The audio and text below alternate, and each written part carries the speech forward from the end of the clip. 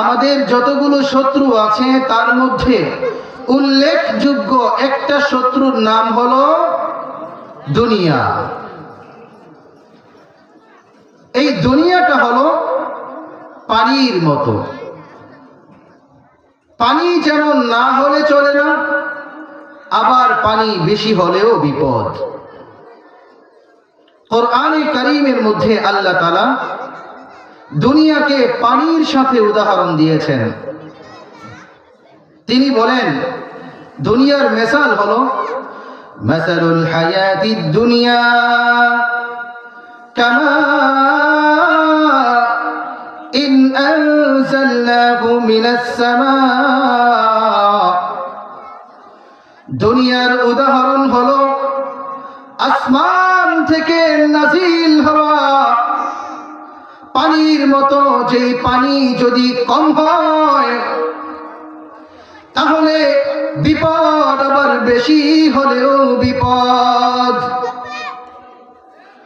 পানির অপর নাম জীবন। পানির অপর নাম জীবন, এই কথাটা শুনছি না আমরা? পানির অপর নাম জীবন, এই কথাটা কেন বলা হলো? কারণ পানি যদি কেউ না খায় তাহলে একদিন পানির পিপাসায় তার ইন্তেকাল হয়ে যাবে। ও বন্ধু, ওই পানি যদি আবার বেশি হয়ে যায় তাহলে বন্যায় প্লাবিত হয়ে মানুষ ক্ষতির সম্মুখীন হয়ে যাবে। একদিকে পানি কম, জমি শুকায় যায়, জমিগুলো ফেটে যায়, জমির উর্বরতা নষ্ট হয়ে যায়, ওই জমিতে ফসল ফলে না, মানুষ দুর্ভিক্ষের কবলে পড়ে যায়, দ্রব্যমূল্যের দাম বেড়ে যায়। আবার অন্যদিকে যদি পানি বেশি হয়ে যায় তাহলে আমরা দেখেছি এই বছর বাংলাদেশের বিভিন্ন জায়গায় বন্যায় প্লাবিত হয়ে অনেক ধনী মানুষ, পয়সা আছে কিন্তু খাবার ক্রয় করার মতো কোনো ব্যবস্থা নাই। পয়সাওয়ালা মানুষ, বিল্ডিংওয়ালা মানুষ, তারা বিপদে পড়েছে, অনাহারে অর্ধাহারে দিন যাপন করেছে। ঠিক কিনা বলেন? এজন্য পানির সাথে উদাহরণ দেওয়ার মাকসাদ হচ্ছে এটা, বান্দা, পানি যেমন বেশি হলেও বিপদ, আবার পানি কম হলেও বিপদ। দুনিয়া তেমন বেশি হলেও বিপদ, আবার কম হলেও বিপদ। যে দুনিয়ার মধ্যে বেশি পরিমাণে লেগে গেছে, নিজের সময়ের হিসাব করে নাই, নিজের আমলের হিসাব করে নাই, এমন ভাবে দুনিয়াতে লেগে গেছে দুনিয়া ছাড়া সে আর কিছু বুঝে না, তাহলে ওই ব্যক্তির জন্য দুনিয়াটা বড় বিপদ। আবার দুনিয়া যদি কারো কম হয় তাহলেও বিপদ। যেমন ভিক্ষুকের ঈমান কতটা দুর্বল। নবীজি বলেন কাদাল ফাকরু আন ইয়াকুনা কুফরা। মানুষ যখন দরিদ্র হয়, মানুষ যখন অর্থের অভাবে পড়ে যায়, তখন মানুষ ভিক্ষার ঝুলি নিয়ে আল্লাহর দরবার ছেড়ে মানুষের দরবারে দরবারে ঘুরে। ভিক্ষুকের ঈমান যেমন দুর্বল, আল্লাহর কাছে চাওয়া বাদ দিয়া মানুষের কাছে চাওয়া শুরু করছে। আল্লাহ যে সর্বদাতা, এই কথার ইয়াকিন তার দিল থেকে উঠে গেছে। এজন্য সে এমন মানুষের কাছে চায় যে মানুষের দেওয়ার কোনো ক্ষমতা নাই, বরং সে নিজেও আল্লাহর কাছে চায়া আনে। এজন্য ভিক্ষুকের জীবন, ভিক্ষুকের ঈমান যেমন দুর্বল, আবার যার সম্পদ অনেক বেশি তার ইমানও দুর্বল। সম্পদ বেশি হওয়ার কারণে তার নারীর চাহিদা বেড়ে যায়। সম্পদ বেশি হওয়ার কারণে তার নেশা করার চাহিদা বেড়ে যায়। সম্পদ বেশি হওয়ার কারণে অন্যের উপর জুলুম করার স্বাদ বেড়ে যায়। সম্পদ বেশি হওয়ার কারণে ভাই ভাইয়ের সম্পদ ছিনিয়ে নিয়ে যাওয়ার আগ্রহ বেড়ে যায়।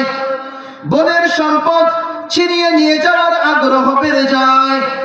এজন্য দুনিয়া হলো পানির মতো, বেশি হলেও বিপদ, আবার কম হলেও বিপদ।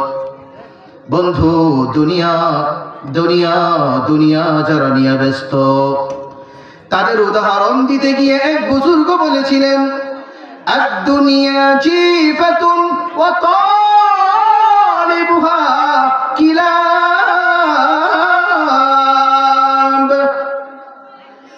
দুনিয়া হলো একটা মরা বস্তু। আমাদের কত কিছু মরে যায়, ফালায়া দেই। কখনো কখনো খোয়ারের মধ্যে মোরগ মরে যায়, ফালায়া দেই। হাঁস মরে যায়, ফালায়া দেই। কখনো কখনো ছাগল মরে যায়, ফেলে দেই। কখনো কখনো গরু মরে যায়, ফেলে দেই। এই মৃত বস্তুটার যেমন কোনো দাম নাই, ফেলে দিছি, ঠিক তেমনি দুনিয়ারও কোনো দাম নাই, দুনিয়াও ফেলে দেওয়ার বস্তু। দুনিয়া যখন ফেলে দিলাম, ওই ফেলে দেওয়া মরা বস্তুটা খাইতে আসে সাধারণত তিন ধরনের জিনিস। একটা হলো কুকুর খাইতে আসে, শিয়াল খাইতে আসে, শকুন খাইতে আসে। এই তিনটা বেশি আসে। অন্যান্য প্রাণীরাও খাইতে আসে, তবে বেশি হলো তিনটা। ওই বুজুর্গ দুনিয়াকে শিয়ালের সাথে তুলনা করে নাই, দুনিয়াকে শকুনের সাথে তুলনা করে নাই, দুনিয়াটা তুলনা করেছে কুকুরের সাথে। কারণ কি? কারণ হলো শিয়াল শকুন যেমন মরা বস্তু খায়, কুকুরও খায়, কিন্তু তিনটা পার্থক্য আছে। বলেন পার্থক্য কয়টা? একটু জোরে বলেন, পার্থক্য কয়টা? এই তিনটা পার্থক্যের কারণে বুজুর্গ দুনিয়াকে কুকুরের সাথে তুলনা করেছে। এক নাম্বার পার্থক্য, দুনিয়া যেমন মরা বস্তু, আমরা যখন কোনো মরা বস্তু ফালায় দেই, ওই মরা বস্তু খাওয়ার জন্য শিয়াল আসে, শকুন আসে, আবার কুকুরও আসে, কিন্তু এক নাম্বার পার্থক্য হলো সময়। শিয়ালের মরা প্রাণী খাওয়ার একটা সময় আছে, শিয়ালের মরা বস্তু খাওয়ার যেমন সময় আছে, শকুনেরও একটা সময় আছে, কিন্তু কুকুরের কোনো সময় টময় নাই। শিয়াল আর শকুন সাধারণত মরা প্রাণী খাইতে আসে রাত্রে, আর কুকুর খাইতে আসে দিনে ও রাইতেও। ঠিক কিনা বলেন? কুকুর দিনেও মরা বস্তু খায়, রাতেও মরা বস্তু খায়, তার খাওয়ার কোনো সময় নাই। এজন্য যারা দুনিয়া তালাশ করতে গিয়ে সময় বিবেচনা করে না, নামাজের সময় তবুও দুনিয়া খায়, রোজার মাস চলে তবুও দুনিয়া খায়, যাকাতের সম্পদ তার কাছে জমা আছে, না দিয়া সে যাকাতটাও দুনিয়া বানায় খায়।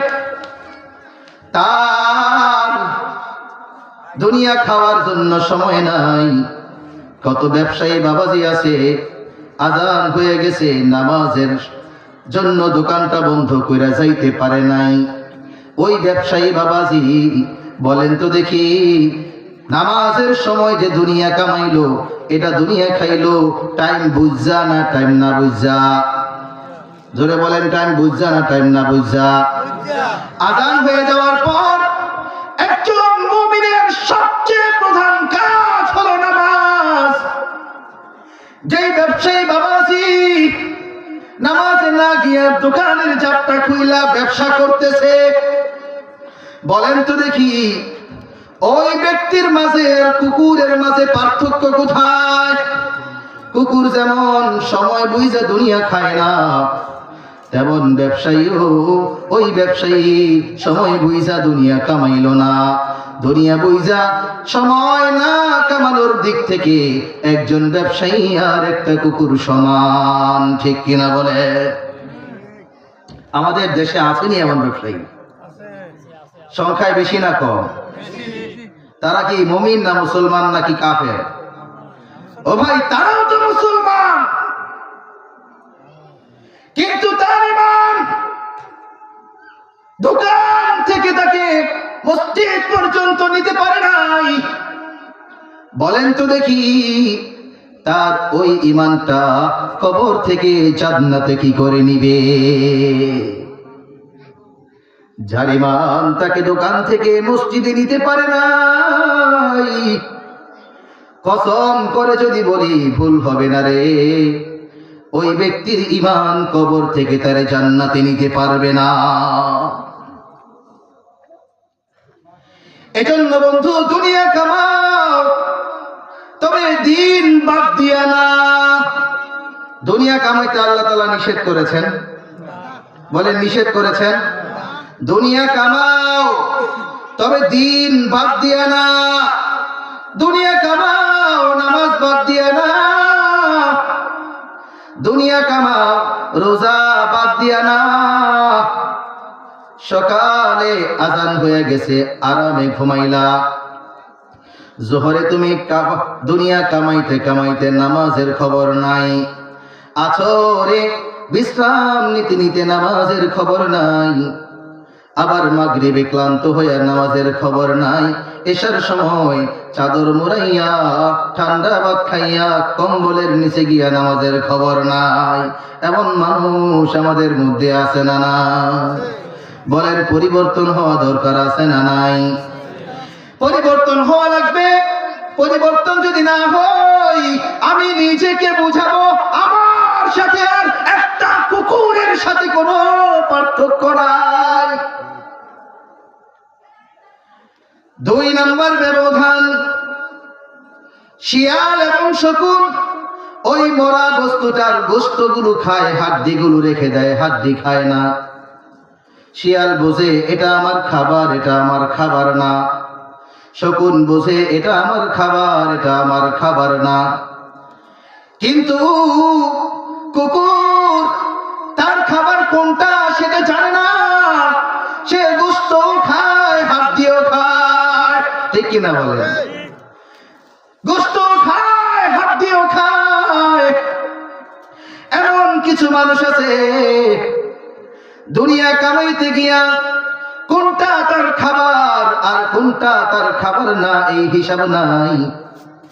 হালালটাও খায়, হারামটাও খায়, হালালটাও খায়, হারামটাও খায়।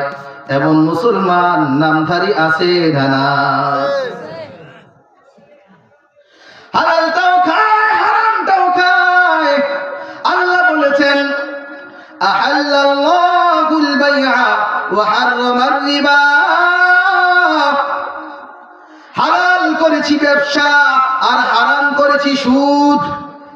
বলেন, ব্যবসা হালাল নাকি হারাম? একটু আওয়াজ দিয়া বলেন, হালাল নাকি হারাম? সুদ হালাল নাকি হারাম? যেই লোকটা নাকি সুদ খাইতেছে, নিজের চিন্তাও করে নাই, মরার চিন্তাও তার নাই, মরার পরে কবরের হিসাবের চিন্তা নাই, হিসাব নিকাশের চিন্তা নাই। ও বাবাজি, সে হালাল হারাম বুইজা খাইলো না না বুইজা খাইলো? বলেন না, বুইজা খাইলো না না বুইজা খাইলো? যে হালাল ব্যবসা বাদ দিয়া হারাম সূত্রে নিজের উপার্জন বানায় নিছে, ওই ব্যক্তি হালাল খাইলো না হারাম খাইলো। আবার একজন ব্যবসাও করে, আবার সুদও খায়। বাজারের মধ্যে মাঝে মাঝে দেখি কোন কোন বাজারে টিম হয়, ওই টিম থেকে টাকা ধার নিয়া এরপরে মানুষ ব্যবসা করে।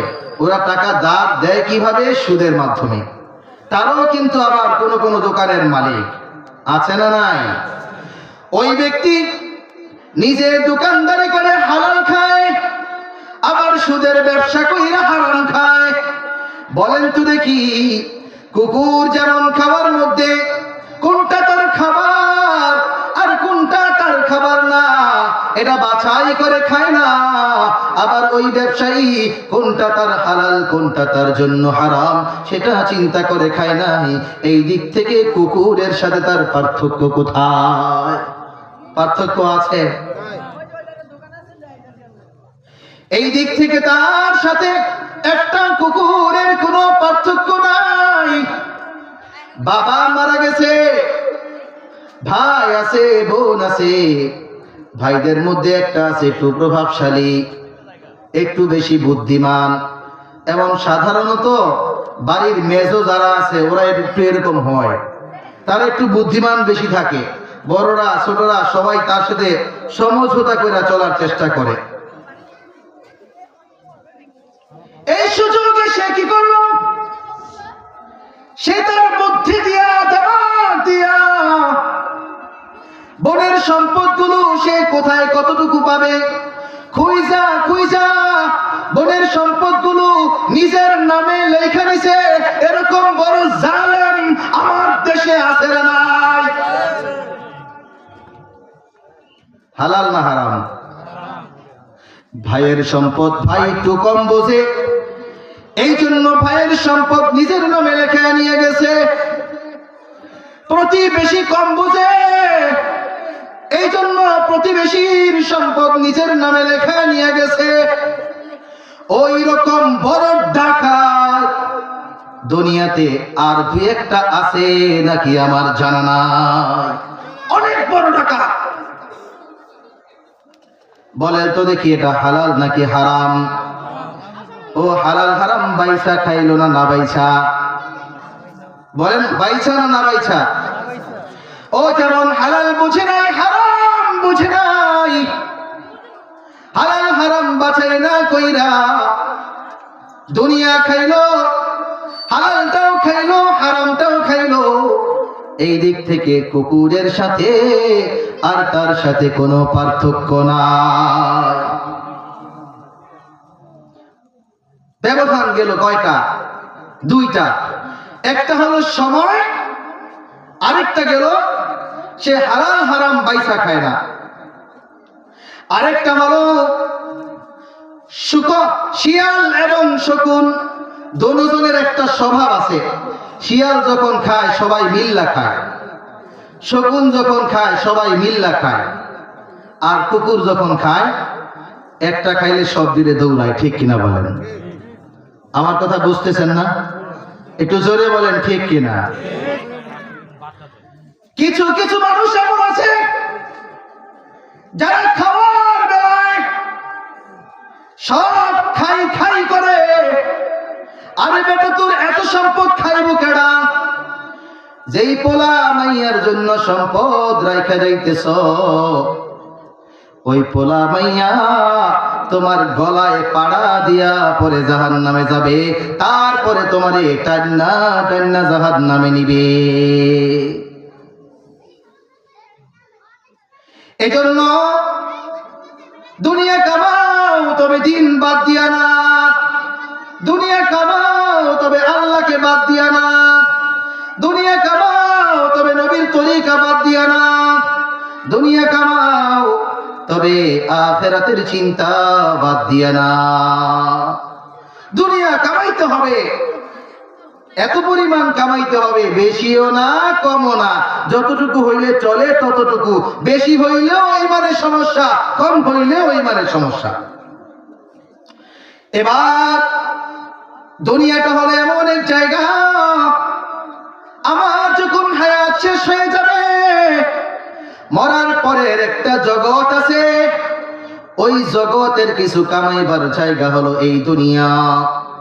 আর দুনিয়া মাজরাআতুল আখিরা, দুনিয়ার মধ্যে যে কামাইলো না তার মতো বোকা আর কেউ নাই। দুনিয়াটা হলো কামাইবার জায়গা বন্ধু। দুনিয়াতে না কামাইয়া আখিরাতে যদি যাও, ফেরেশতাদের মাঝ একটাও বাইরে পড়বে না। এজন্য দুনিয়াতে আখিরাতের সম্বল কামাইতে হবে। আখিরাতের সম্বল যদি কামাইতে হয় তাইলে এক নাম্বার হলো কোরআন নিজের সংবিধান বানাইতে হবে। কারণ কোরআন যদি তুমি আঁকড়ে ধরো, ব্যক্তি জীবনে যদি কোরআন ধরো, কোরআন তোমাকে আল্লাহর সাথে মুহাব্বত জড়ায় দিবে। আর যার সাথে কোরআনের মুহাব্বত হয় তার সাথে আল্লাহর রহমত হয়। যার উপরে আল্লাহর রহমত হয় দুনিয়াতেও শান্তি, আখিরাতেও শান্তি।